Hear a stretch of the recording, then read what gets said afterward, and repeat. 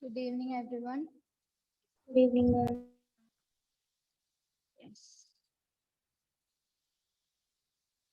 Okay. So what did we learn in the last class? Mm, Childhood. who told that? Meghna?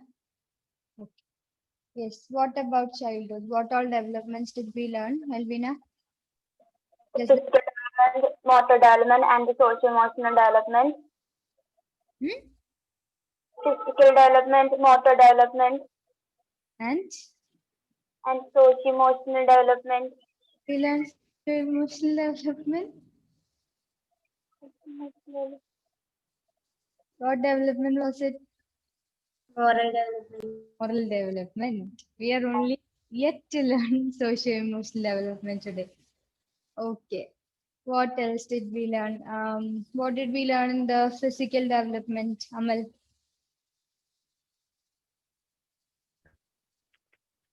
Two Um, principles. ma'am, she, Hmm. See, she, fa- Cepha- not get their names. cephalocaudal principle, and other one is easy, right? Ma'am, she, ma'am, uh, uh, um, Not getting. ma'am, names are Okay, sort of. okay, it's okay. Ashish, can you help?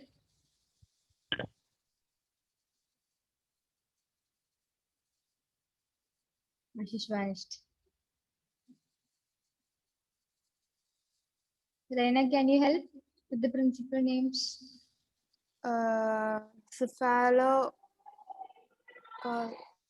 Proxima distal. And Cephalocaudal. cephalocaudal. Cephalocaudal, it is not CODAL, it is CAUDAL. Ashish, switch on your video, please. Okay, Amal, do you remember from where to where is the cephalocaudal principle? Ma'am, top, head to tail.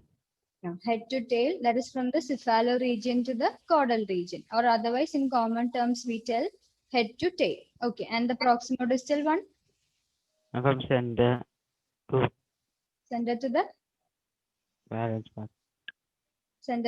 extremities or the sides. Okay, correct answer. Then, what else did we learn? Who's there? Krishna.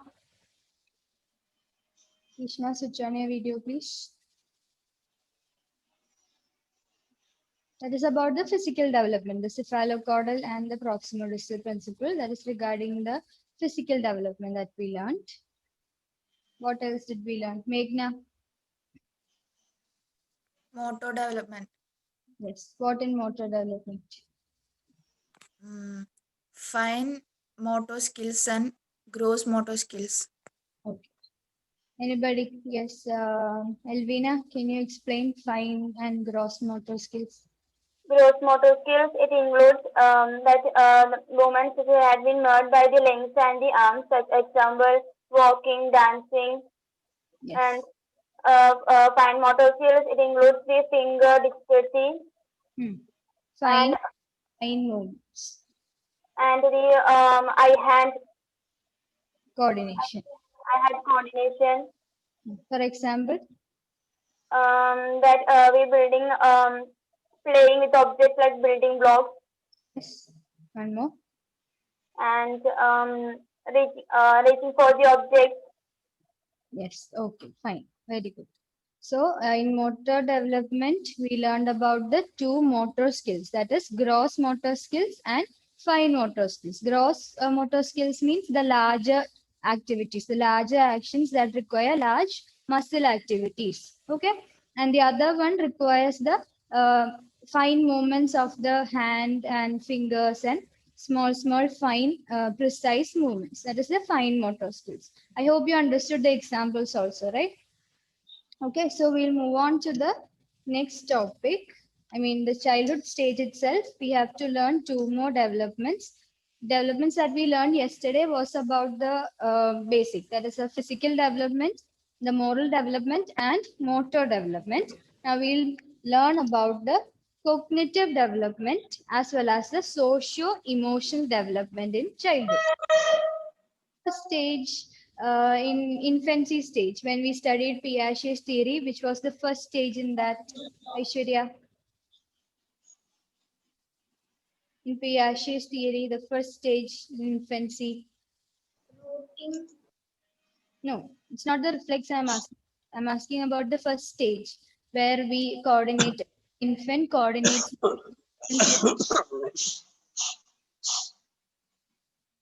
Remember Piaget's theory? No? Anybody remember the name? Sensory. Motor.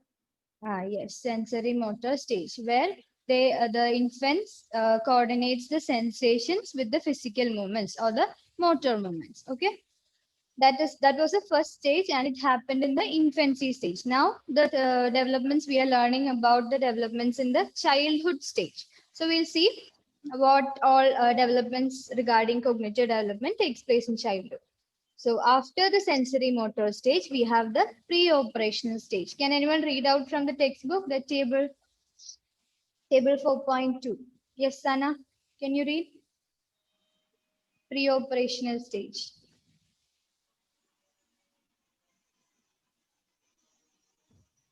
Yes. Symbolic thought develops. Object permanence is established.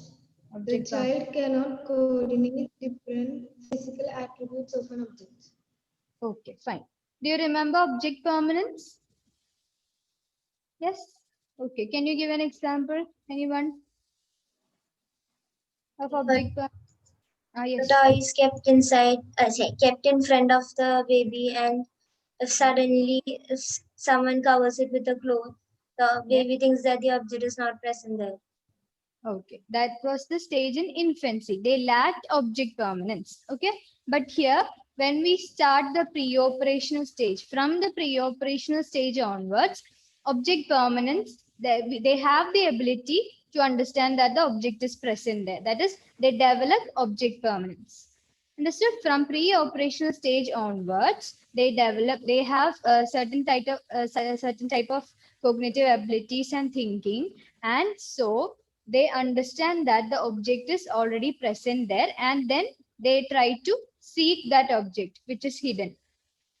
Okay, so pre-operational stage, it starts from the age of 2 to 7 years. And from 2 years onwards, these children start to develop the object permanence capability. Now, we'll see more about the pre-operational stage. The children in this particular stage gains ability to mentally represent an object that is not physically present. So, do you have your books and pencils in front? Pen or pencil, anything? Can you draw some of the things that I tell you? Draw a flower, a cat,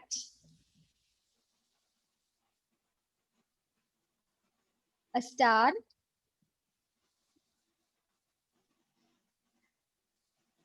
you don't have to be ashamed of. Even my drawing is very poor. Don't worry about it. Yeah, flower, a star, a cat, and a human.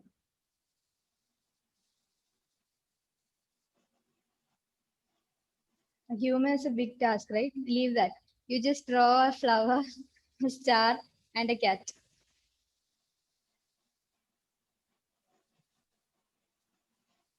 And also draw something that is not currently available in your current environment. Anything simple that you can draw. Please don't think of Eiffel Tower and all, Elvina. Make it fast. When you're done, please let me know.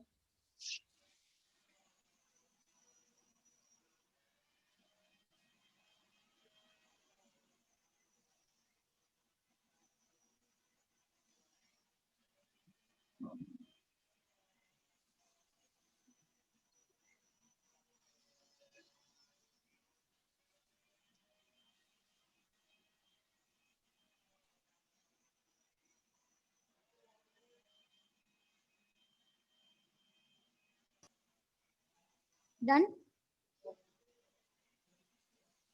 Anybody yet to complete?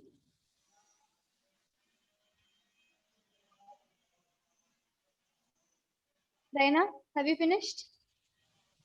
1 minute, 1 minute. Okay.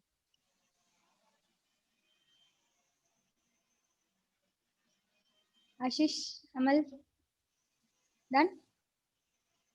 Ashish finished? Yes.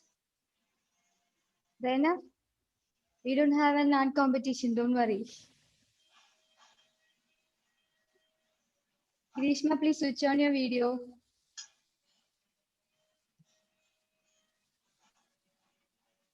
Yes, okay. So can you show me your pictures to the screen?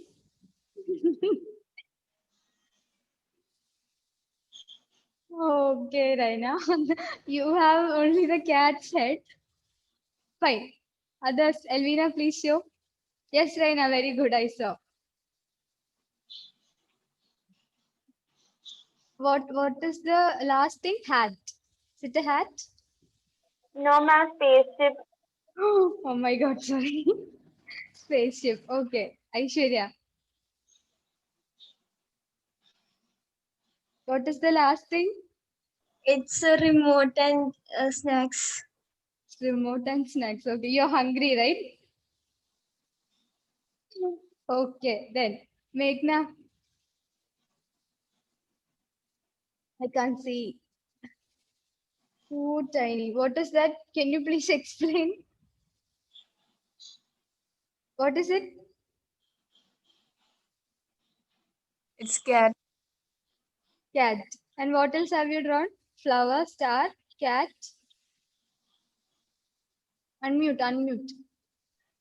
A small piece of cake. Cake. Okay. Even Meghna is hungry and craving for cake. Amal, what have you drawn? Sana is crying that she has drawn something similar, I think. Yes, Amal? Once more, please. We didn't see.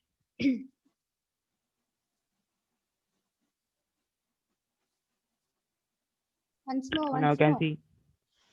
No. No. My camera is not rotating. Okay, okay. Was it an aeroplane? Yes, ma'am. Yes. Okay. And Amal misses traveling, I guess. Yes, Ashish, you're next. Man. No, I can't see. Can anyone see his picture? I can't see. It's not clear. What is it, Ashish? Sana also, please show me. Flower, cat, star, Flower, trophy. cat, or trophy. Okay. What is it, Sana? Mountains. Mountains and So tiny. huh? I wrote it small. Draw it small. Okay, that's okay.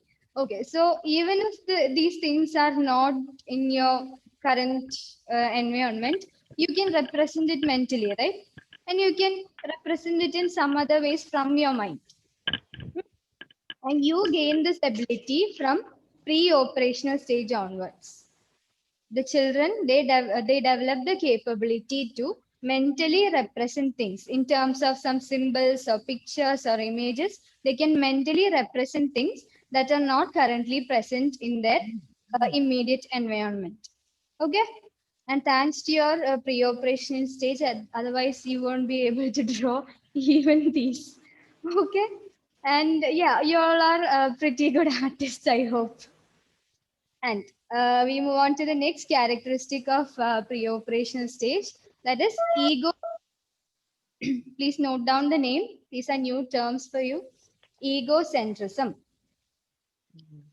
Egocentrism essentially means self-focus. The children are have more focus on themselves. They don't focus or take perspectives or take viewpoints of others. They just have their own perspective or their own viewpoints in this particular stage of development.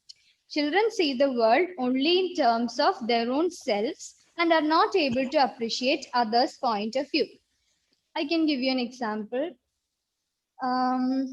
Okay, there is a child, a baby girl, and her mother is sick, but she is so much stubborn that she wants noodles. But the mother is so much sick that she is bedridden already. And this child starts crying and starts throwing tantrums and call out for noodles. I want noodles. I want noodles. And finally, this mother, poor mother, there is nobody else at home. She would have to wake up and prepare noodles. Only then the child would stop screaming and crying. So the child there does not have the capability to understand that the mother is really sick and she cannot wake up and make noodles for her. So that is egocentrism, that is self-focus. And yet another example is the mother is sitting and crying. This is another baby girl. The mother is sitting and crying, and the girl might think that it is because of her, and she might give her favorite toy to mother to console her. But the mother might have other issues like work stress or family issues or any psychological issues, and she might be crying because of that. But the girl, what she does when she is very unhappy or sad is she plays with her favorite toy or doll. So just because mother is crying, the child goes and gives this particular favorite toy to her to console her. That is again egocentrism, because she can think only from her point of view. What will she do when she is unhappy? That is only what is she is aware of. Okay, that is about egocentrism. Can you give any example of egocentrism if you understood the topic?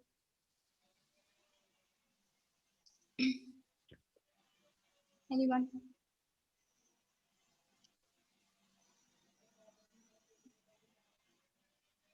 Even if it's wrong, it's okay. Just share your thoughts. Yes, The Meghna. son is asking a toy even though his parents doesn't have any money. Yes, that's a very good example. And that's very common also in shopping malls, in small shops also, we see children lying on the floor, banging on the floor to get their favorite toy, right? That is very common. That is also because of egocentrism. Even parents might have come there for just a very small hangout or small outing, and they might not have carried enough money also. And they might tell the child that we'll come tomorrow and buy the same, but the child won't agree. Again, the role of egocentrism. So I hope you have understood the topic. Now, the next characteristic of the operational is animism. Animism is closely related to egocentrism. It is the belief that inanimate objects have lifelike qualities and are capable of action. One common thing that we all have observed is the children or the babies playing with the toys. They speak to the toys, they play teacher and student, they play the doctor and the patient. And finally, after a few weeks or few days, the doll will be in such a condition that it has to be taken to the hospital in reality, right? I had a very good toy, very beautiful doll, and I used to cherish that I plan to cherish that for the rest of my life, but uh, my sister entered the operational stage. From that day onwards, the doll is dying, and it's almost dead, and it's somewhere in the at my house. Yeah. Okay. So that is about animism. Another example is children stage they go play, they floor or the wall hurt me, or the floor or the wall hit me, and that's because why I fell down. Understood? That is another example. They imagine that the wall or the floor has the lifelike properties. They are capable of action. They are capable of behaving. So they think that these non-living things also has life, and that's why they complain about it. And what the parents do, they console the children by telling that we will give beatings for the wall and the floor, and then they'll be okay. They'll stop crying. Common example, right? Again. So that is animism. Animism means the belief that inanimate objects or the non-living things has lifelike properties and are capable of acting. And another one is intuitive thought. That is, the children engage in questions. They constantly keep asking questions which help them know why things are as they are. For example, why are the trees, why are the leaves green? Why is the sky blue? Why is the father having a mustache? Why is mom at home and dad is going for job? Why is the wall of this color? Why is the water having this color? Why is my juice this color? Why is my hair this color? Why is your hair another color? All these why questions, they pester their parents or the other elders with these questions, right? You might have also done the same thing when you were of this age. Even I might have done the same thing when I was of this age. So that is about intuitive thought. Intuitive thought means they want to know why things are as they are, why things are like this, why things are like that. Such questions are, they keep on asking these questions. It is because of their intuition. Can't apply any logic, abstract thinking there. They just keep on asking just to know why things are as they are. Can you ask me an intuitive question? Elvina, everyone has to ask. Think about it. Elvina, come on. Why the moon is also moving with us when we are moving, when we are traveling. Oh my God, too much for the child to understand. Aishwarya, then Why do come. sky have different colors at different? Okay. Come to pre-operational stage and ask. Okay. Not the adolescent stage. Meghna.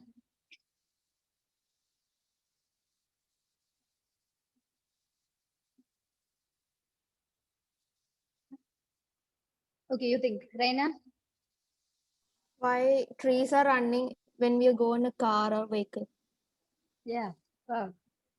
She has really come to the pre-operational stage. Amal?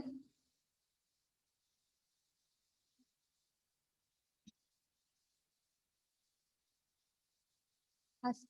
Still thinking? Okay, you also think with Meghna. Ashish?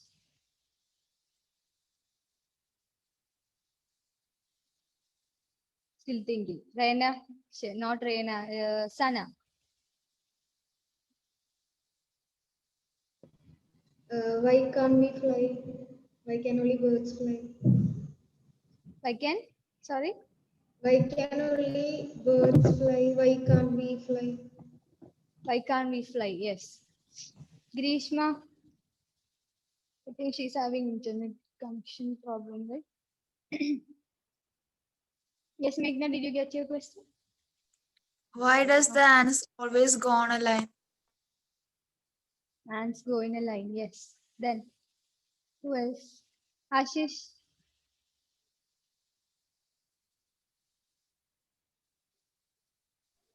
Come on, man, you won't get a chance to ask these questions again. Yes, Why thunder make afraid? thunder make you afraid. Okay. Amal, Why rain clouds are black? ah, very good. Then, Reshma, unfortunately, your chance is going out. You have some connection issues, I guess. Okay, so that is about intuitive thought, and you have understood that concept also, I hope. Now, the next characteristic of pre-operational stage is centration. Centration is different from egocentrism. Egocentrism is self-focus, means focusing on the child himself or herself. But centration is focusing on a single characteristic or feature for understanding an event. Whether it be an object or event, whatever it is in front of the child focuses on only a single characteristic of that object or event. For example, I show them 3 different bananas. And one banana is very small and it is very ripe, and hopefully it will be tasty. And another banana is very green, unripe banana of medium size. And we have one large banana which is decayed, which is starting to decay. Okay. And one child might come and she might be interested in the fresh green color and take the green banana, which is unripe. She can't eat it. Okay. But she's attracted by a single feature, that is color. Yet another child might come. She might see the big banana and take it and run away. But unfortunately, the banana is decayed. She don't know that. But she focuses only on the one characteristic, that is the size of the banana. Understood? And yet another child might come. She might be interested in again the small things that come in handy. That is a small size. Her hand might be small and she might take the small banana, and luckily that is very ripe and probably would be tasty. So focusing only on a single characteristic means the child is engaging in centration. Understood? Whatever situation, whatever object that the child encounters, the child focuses only on a single characteristic or feature of that particular event or object. That is known as centration. Understood? Clear, no? Okay. Now, after pre-operational stage, we have concrete operational stage. And this is from age range of 7 to 11 years. Can you read out, Meghna, from table 4.2, concrete operational? Concrete operational 7 to 11 years. The child can reason logically about concrete events and classify objects into different sets. Is able to perform reversible mental operations on representations of objects. Okay. So you have noted, I hope you have noted the names, that is pre-operational, concrete operational, and formal operational. That is the next 3 stages after sensory motor. Sensory motor, we had the sensations and the physical coordination of things. But pre-operational, we had the different characteristics like egocentrism, animism, and all. And that is a pre-operational stage, means there is no proper operation setup. Now we'll see what operations really are. It's not the surgeries and things that we discuss in medical terms. In psychology, in cognitive development, the operations are the mental actions that allow the child to do mentally what was done physically before. That is mental actions that are reversible in nature. And for example, if you have to count 2 plus 2,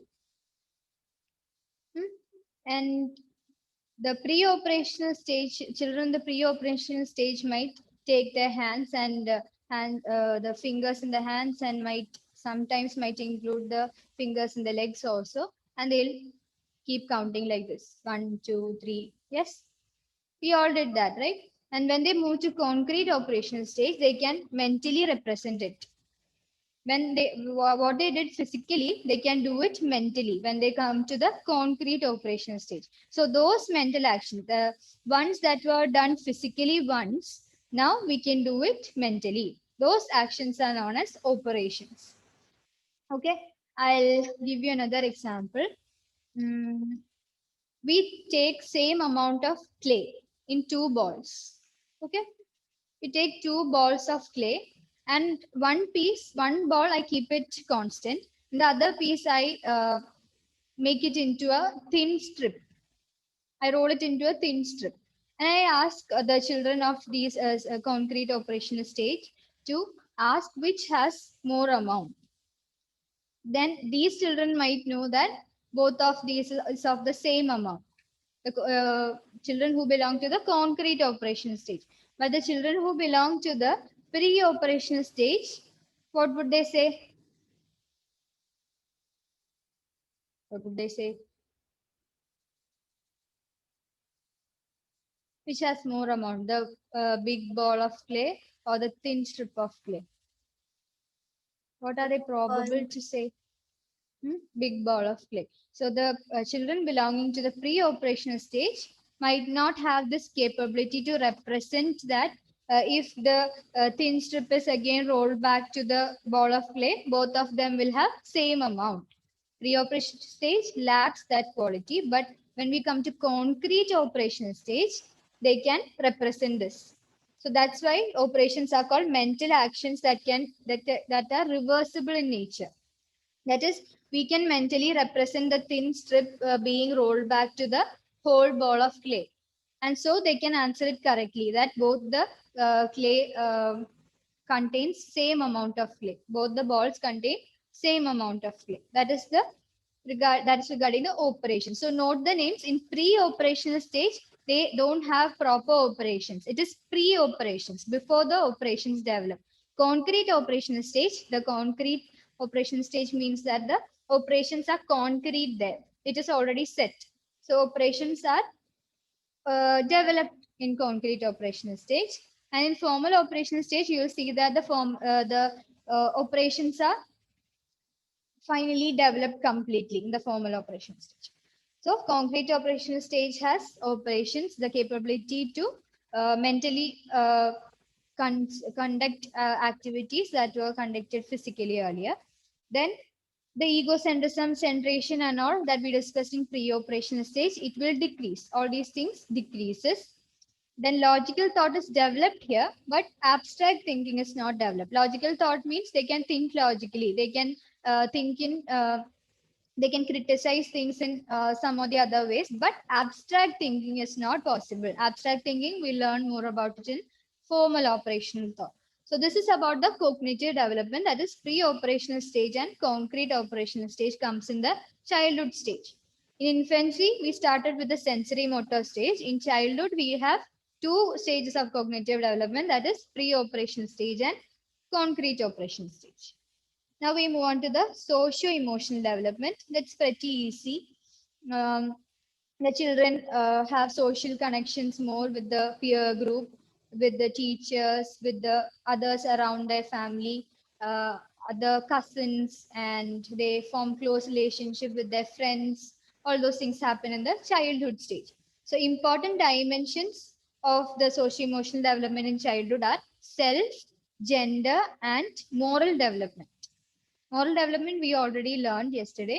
Gender development means they start to behave in terms of their gender as a boy or as a girl or as others as they prefer. Then the child, due to socialization, has developed a sense of who he or she is and whom he or she wants to be identified with. So sense of identity is something that the child initiates in this particular stage of childhood. They start forming their own self or their own identity. Sense of independence is developing. So I don't know if you have observed this. The children who used to hold their parents' hands while walking, when they reach this particular stage, they leave their hands and they tell that I can walk alone. I can do that, Amma. I can do this alone. I can do this. I can do that. You don't need to come. I can go. I can do this for you. I can do this for dad also. Right? They leave their parents' hand and try to walk alone. Try to do their things alone. They just start to do these things alone. So that is developing. A sense of independence is developing in this stage. And we studied the trust versus mistrust in the Erickson's theory yesterday, right? Do you remember?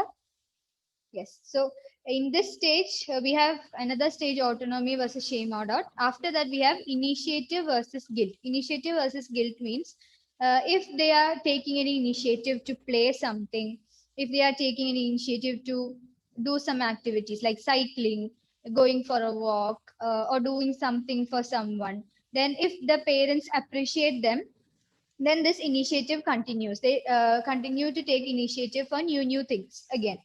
But if the parents criticize them, if the parents scold them, if the parents don't support them for these things, for these initiatives that they take, then they feel guilty. That is the two dimensions. One is initiative and another one is guilt. Okay. Sana, Shishana, your video is off. Please switch it on.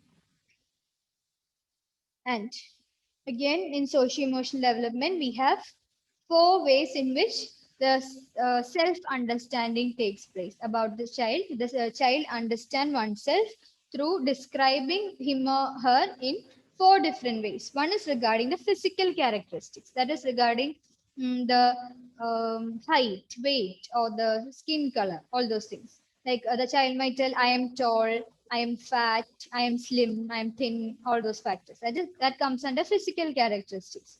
Now, internal characteristics like I am smart, I am brilliant, I am intelligent, I am clever, I am very popular in school. All those factors comes under internal characteristics. Now we have social aspects of self, which means they consider their social relations. That is, they might be part of the student council. They might tell like this, that I am the class captain, I am the class leader, I am the head of the house. A house means the house in the school. You have different color, different section, right? Yeah, they might relate to the social aspects of self. Now they have social comparison. Social comparison like I am more studious than my other classmates. I am more smart than other classmates. They compare them to the others.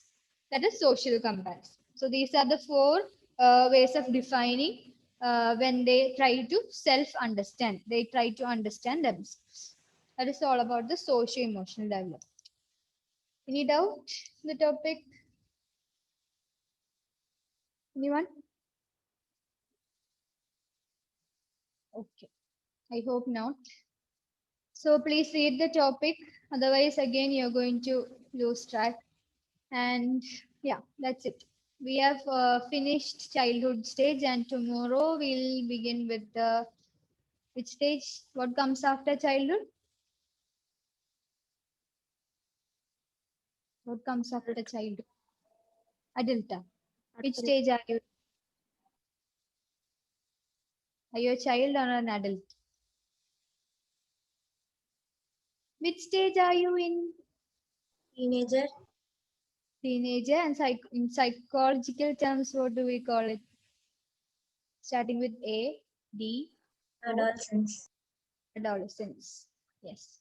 Tomorrow we'll start learning adolescence. Okay. Thank you. Thank you, ma'am. Thank you, ma'am.